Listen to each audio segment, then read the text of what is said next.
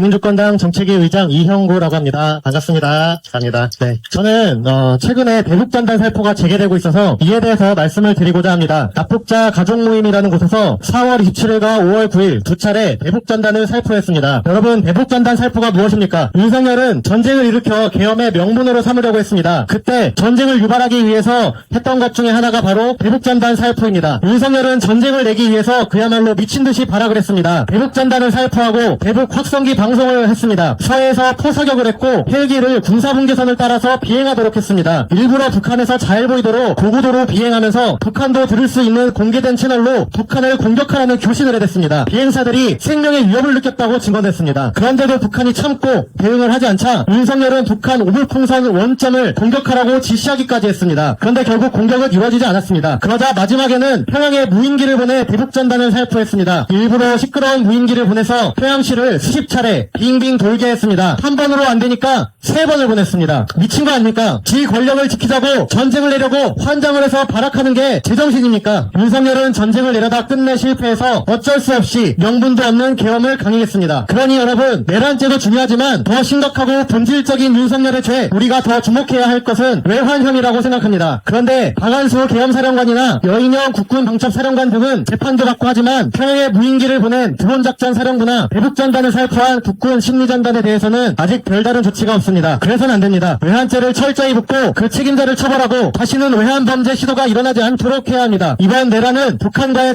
군사대결을 조장하는 의도와 목적을 적나라하게 드러내주었기 때문에 교훈점도 큽니다. 대북전단 같은 것들은 실상 한국의 안보를 지키는 데는 하등 도움이 되지 않고 내란을 획책하고 내란 세력이 정권을 장악하기 위해 수단으로 쓰일 뿐입니다. 그간 민주든 보수든 대북 적대 정책을 하는 데는 대도소이했습니다. 그런데 윤석열의 내란, 외환을 계기로 내란 세력을 도울 뿐인 외환 책동을 이제는 중단해야겠습니다. 그런 점에서 최근 납북자 가족 모임이 대북전단을 살포한 것이 의문심장합니다. 이 세력들은 자기 스스로 자기 돈 내고 대북전단을 날리는 게 아닙니다. 실제로 윤석열 탄핵 국면에 들어서자 대북전단 살포는 불현듯 중단되었습니다. 그러다가 최근 재개한 것입니다. 이건 대북전단을 살포하도록 지시한 배후가 있다는 것을 의미합니다. 미국이 아니면 국군 심리전단일 것으로 보입니다. 여기서 우리가 주목할 것은 이들이 최근 대북전단 살포를 재개한 이유가 무엇이겠냐는 것입니다. 대선을 앞두고 할 수만 있다면 또다시 뇌한 유치를 하고 싶다는 뜻이 아니겠습니까? 전쟁을 일으키려고 의도적으로 군사 도발을 하는 세력이 있다면 과연 우리나라의 평화가 정착될 수 있겠습니까? 내란 세력은 전쟁의 길을 틈타 부활을 노리고 있습니다. 전쟁 유발 행동을 일체 중단시켜 내란 세력을 완전히 진압해야 합니다. 우리는 대선에서 반드시 민주정부를 건설하고 내란 세력을 철저히 처벌해야 합니다. 그중에서 제가 이 자리에서 강조하고 싶은 것은 내란에 동참한 군부 세력을 단죄, 청산해야 한다는 것입니다. 국군 심리전단은 대표적인 예입니다. 대북전단을 살포하고 대북 확성기 방송을 하고 대북 심리전단이 하는 일은 대결을 조장하고 전쟁을 유발하는 일일 뿐입니다. 이 국군 심리전단을 해체해야 합니다. 평양에 무인기를 보낸 드론 작전 사령부도 해체해야 할 대상입니다. 드론사가 대북전단 뿌리고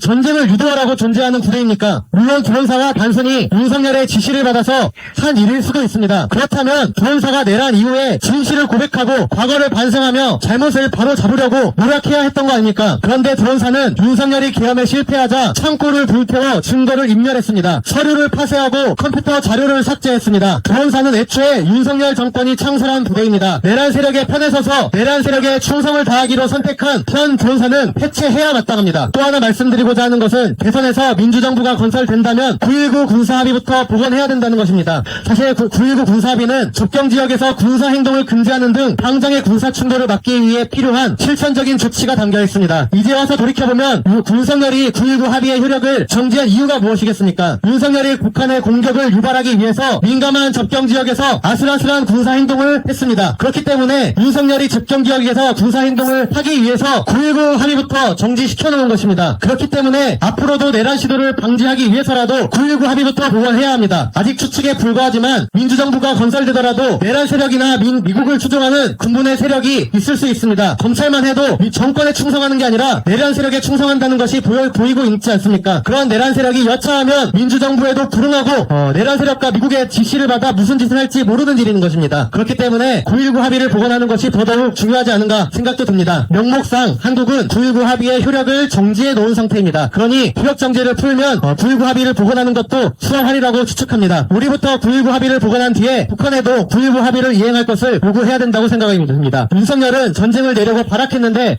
북한은 북한은 거기에 응하지 않았습니다. 윤석열이 평양까지 무인기를 보냈는데 북한이 참았다는 거 아닙니까? 대북전단 살포가 중단되니까 우물풍선도 날아오지 않고 있습니다. 불합의를 복원하는 등 이렇게 실천적으로 전쟁을 방지하는 행동을 하나씩 하다 보면 전쟁 이기는 많이 가라앉히고 북한과의 군사 협력도 평화를 유지하기 위한 전쟁을 막기 위한 협력도 하나씩 해나갈 수 있지 않을까 기대합니다. 우리가 민주정부를 건설하기 위해 나서고 있습니다. 민주정부를 건설하는 것 자체도 중요하지만 더 중요한 것은 그 민주정부로 민주주의를 회복하고 나라의 주권을 지키고 평화를 지켜나가는 것이라고 생각합니다. 국민이 희망이고 답입니다. 주권자 국민을 막을 수 있는 것은 없습니다. 국민이 나서서 자주 민주 통일로 나아갑시다.